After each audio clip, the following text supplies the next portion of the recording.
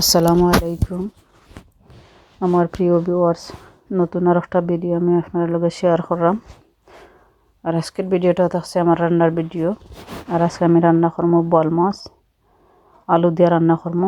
তো হালকা একটু বাজ্যা নিলাম বল মাছটারে। তো আপনারা দেখতে থাকুকা।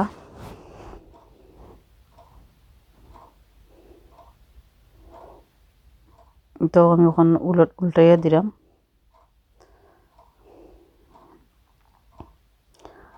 আর যারা নতুন অবশ্যই দেখবো আমার ভিডিওটা, লাইক কমেন্ট সাবস্ক্রাইব করবা।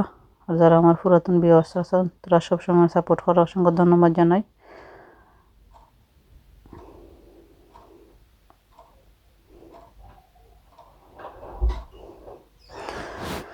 তখন আমি আলুটারেও চুলাইয়া রাখেছিলাম আর হালকা একটু হলদি দিয়া আমি মাখাইয়া রাখছি। আর এখন ফ্রাই করবো একটু।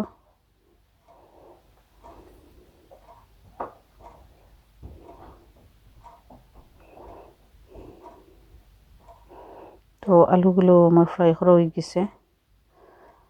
এখন আমি খারি রান্নার লাগে রসুন আর কাঁচামরিচ দিয়ে বাগার দিলাম।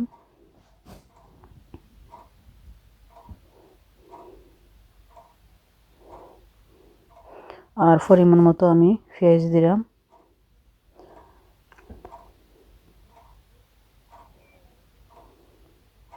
আর ইনশাল্লাহ আপনারা দেখতে থাকুক আর কমেন্টের মাধ্যমে জানাইবা আমার আজকের রান্নাটা আপনাদের কাছে কেলা লাগলো।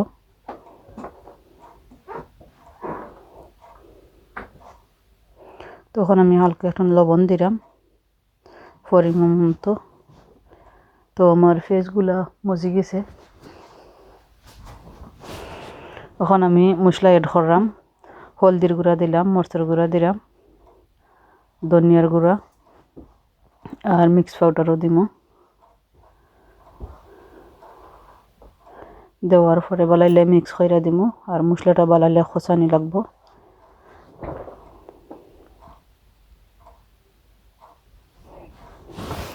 তো আমার মশলাটা আলহামদুলিল্লাহ খসে গেছে। এখন আমি আলুগুলা দিলাইলাম।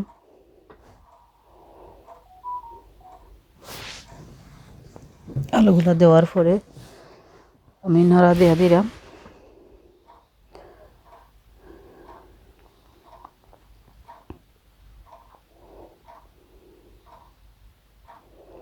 তখন একটু জল দিয়া আমি গুঁড়া রাখি দিব। আলুগুলা একটু খসানির পরে আমি মাছ এড করে লিম। তো দেখো আমি মাছগুলো এড করে দিলাম।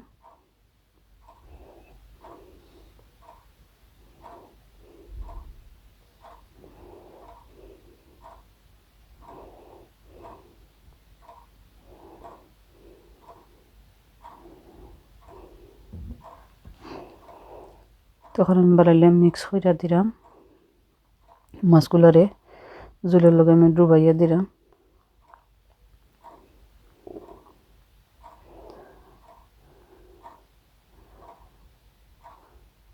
আর সাথে রান্না করবো আমি টমেটো দিয়ে আর মাছের খোল্লা আর ছোটো ছোটো ইচা দিয়ে বানাইমো বড়া।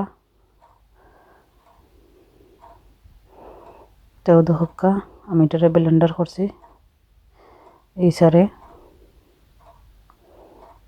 যখন বড়া বানাইলাম